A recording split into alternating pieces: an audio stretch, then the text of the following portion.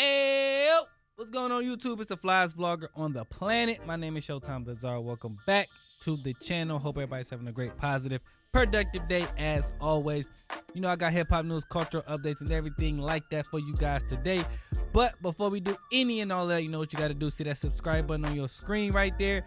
I need you to click that, turn that bell icon on so each and every time one of my videos drop, the content that I'm providing to you, you don't miss it. Let's get into it, y'all. Drop my intro.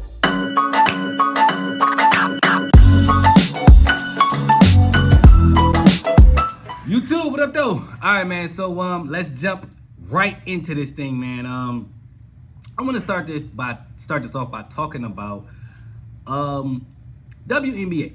Okay, so for 2 weeks, I'm a sports guy, y'all know that, and I was watching First Take. And there was a couple times where Stephen A. Smith and Shannon Sharp were going back and forth with a few ladies who are WNBA analysts. Okay, one of the ones that got a lot of attention was Monica McNutt. All right. Now it wasn't just her. Again, there was a few ladies on the show. I don't remember the other two ladies who was on the other day. But the conversation was good. Here's what I want to talk about. One of the conversations, both conversations involved upcoming rising superstar Caitlin Clark. Now, one of the conversations was about the foul, how she got, the girl threw her to the ground. Then the other one was about Caitlin Clark being left off of the Olympic basketball team, the women's Olympic basketball team. Here's what I want to say about this. I feel like the WNBA, right, is in a good place right now. I feel like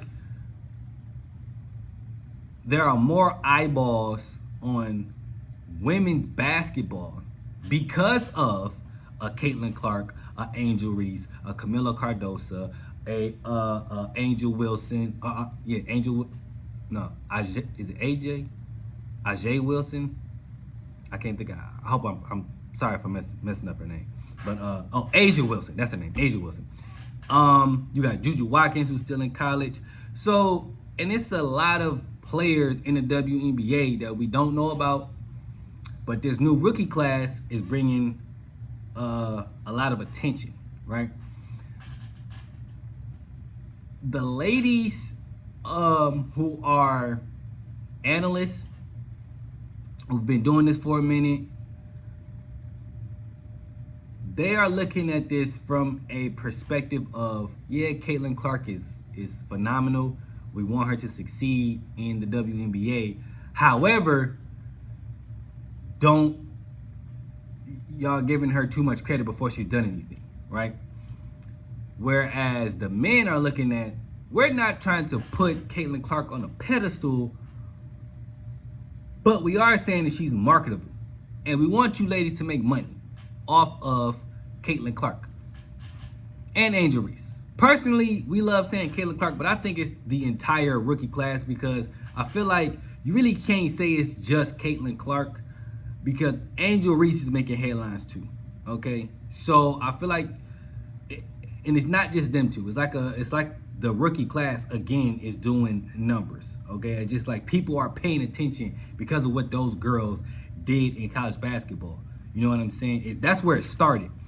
You know what I'm saying? Last year, and probably the year before that, people was paying attention to Don Staley and the South Carolina Gamecocks. They're everywhere. Even this year when they won, Don Staley was on the stage with Plies, singing Busted Baby.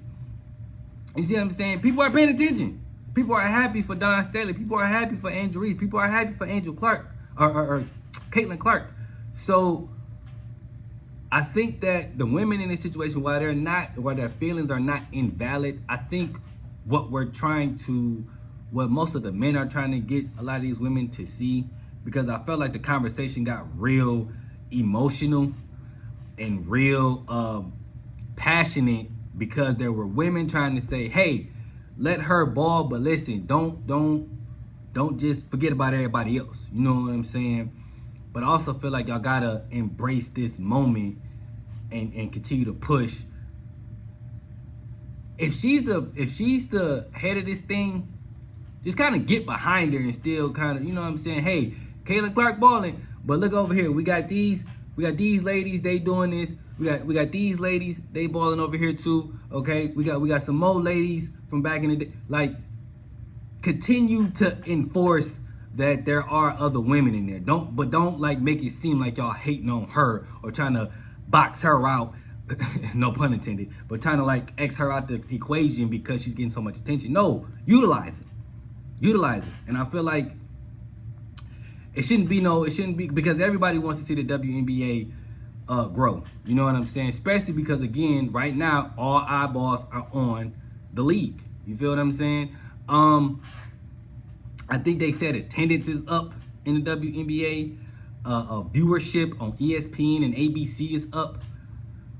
So ride the wave and continue to ride the wave. And as these younger ladies continue to come into the league, push them as much as they are pushing Caitlin Clark. You know what I'm saying? And if Caitlin Clark is the quote-unquote Michael Jordan of at least marketing, ride the wave, y'all. Get behind it and have whatever she's got going on benefit you as not only an analyst, but a WNBA player, advertising dollars, marketing dollars, whatever it is. I say y'all get behind it and ride the wave. That's all I got to say about that. Let me know how you guys feel about this subject in the comments below. All right, hip hop community, YouTube, it is time for Plot Twist.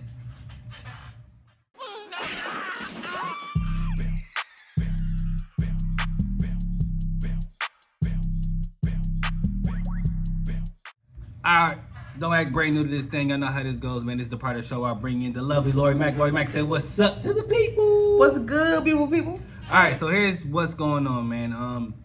There's a viral video of Redman and Method Man performing at Summer Jams a couple weeks ago, and the crowd was dead. Let's just call it what it is. The crowd was dead. Now, it's funny because when I look at the list of people, it was weird that, who's performing, the part that they were performing at, I don't think that they should have had those young kids in there. Did you see this video, first of all, Lori Mack? I seen it, but that's why the first thing I had to ask was what lineup? Like, who's all there? Okay, so here's how I go. The performances were as follows. I mean, there's a lot of people on the show, but I'm gonna just name a few that people know. Okay, so you got Doja Cat, you got Sexy Red, French Montana, DeVito, you got Lola Brooke, Cash Cobain, 504 and 310 Baby, Ty Dolla $ign. There's a couple more on the list. Now, the part where Method Man and Redman were performing, they were celebrating the life of legendary DJ Mr. C. Now, in that lineup, you got people like Big Daddy Kane, Jadakiss, EPMD, Eric B, Rakim, Meth, and Red, and there was some more on there, okay? I feel like watching that, because they were dead. Them kids didn't know that song. And Method Man had he made a comment saying that I'll never do Summer Jams again. The gap is too large for, pause, the age gap is too large, okay? It doesn't make sense for me to perform at these places when, you got people like Sexy Red on the lineup, and that's what the kids come to see. I mean, he's not wrong. You know what I'm saying? It's like when you have a certain love for artists, you don't go out your way to go and see them. You know what I'm saying? But then sometimes when people go on tour, it don't really make sense. Like, I got it. I got the Sexy Red, the Doja Cat. No, I got them. And then I understand they was dedicating to DJ Mr. C. Mr. C. I get that. But why I feel like that was together gonna be a good show? Yeah, I feel like that could have been two separate things. You know what I'm saying? Like, y'all try to put that together. Like, yeah, I mean, I feel exactly where you're coming from. You got two different crowds. Yeah, 100%. You got two different crowds, because the crowd that Method Man and Redman were performing with, like, there's no way them kids knew who Big Daddy Kane was. No way. No way. But you didn't know who Red and Meth was. There's no way them kids knew who Eric B and Rakim was, but you didn't know who Red and Meth was. I just refuse to believe that. That's not yeah. I feel like they should have had it two separate stages. They should have had like a different audience for the Red and Meth performance, and then the kids, the Doja Cat, the six. I didn't call them kids, but the kids wanted to see the Doja Cat. It's a younger generation. The younger generation. They wanted to see the Sexy Reds, the Doja Cats, the DeVitos, Lola Brooks. Okay, so kind of like what they did at the Afro Nation. Yes, two stages. Yes. Last year in Detroit, but they had two different stages for a whole bunch of different acts, and I felt like okay, that would probably make more sense if y'all want to do it like this. And you know what? I feel like now you options have if they want to stay on one side, they go the other. I feel like nowadays you have to do that because of social media, right? Because artists can build a cult-like following on social media, and you can never hear this person. People love NBA YoungBoy, but I can't tell you. Well, I can tell you like probably 2 NBA YoungBoy songs, but there's people out there that can go through a whole list of NBA YoungBoy songs. You know what I'm saying? Now, if you put NBA YoungBoy on the stage with somebody I know, like I don't know, throw somebody out there, Lori Mac, a Wayne, I'm about to say Lil Wayne, a Drake, that ain't Jeezy. good.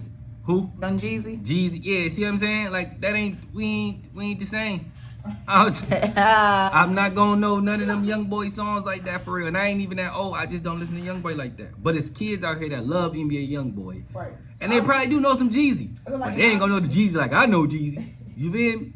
And obviously they were doing it because of ticket sales. They probably wanted to sell out, you know what I'm saying? So they probably felt like this was a good niche.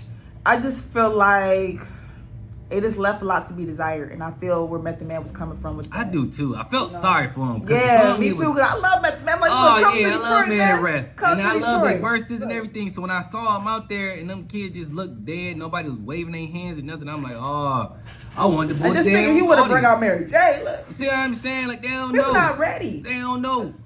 But that's okay. That's not who they grew up on. And he was okay with that. You know, and a lot of people took that out of context. You know what I'm saying? Him speaking on that, saying that was his last summer jam. Okay, I feel like to each his own. If that's what he feels, that's his prerogative. What's wrong with him feeling that way? I mean, did y'all see the crowd? Right. I'm not gonna keep doing that. I feel him too. I'm gonna say, wait, like, well, yeah, I'm not about to keep coming back really there. Supporting me, and it's not their fault. They just don't know. It's just not their music, and that's okay. You rather rock with a crowd that you know gonna rock back. Mm-hmm.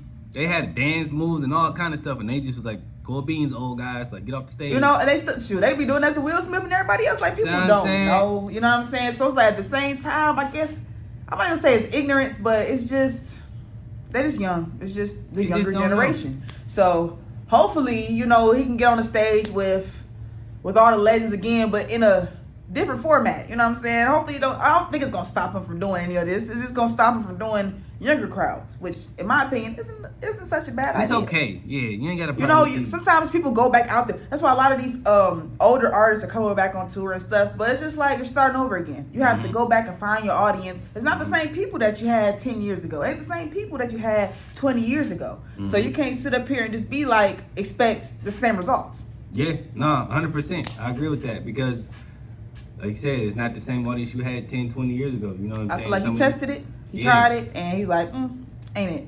And like I said, with social media now, people can follow their favorite artists and be stuck to just that artist or that group of artists. Yeah, look at Taylor Swift. Yeah, you know, well, her artist is massive, but I get what you're saying. Yeah. But yeah, you know what I'm saying? You can have that cult-like following. Cult-like following. Beyonce. I'm saying cult-like. You got the Beehive, you got the Swifties. That's what I mean by that. You know what I'm saying? Yeah, so... All right, let us know how you feel about this conversation, how you feel about this in the comments below. What are some of your favorite artists that you would go see in this setting? But, not so much with these young guys. Let us know all that in the comments below. But that is all we got for you guys today. If you guys enjoyed this video, like, comment, share, subscribe. Follow us on social media. And until next time, we're out of here, y'all.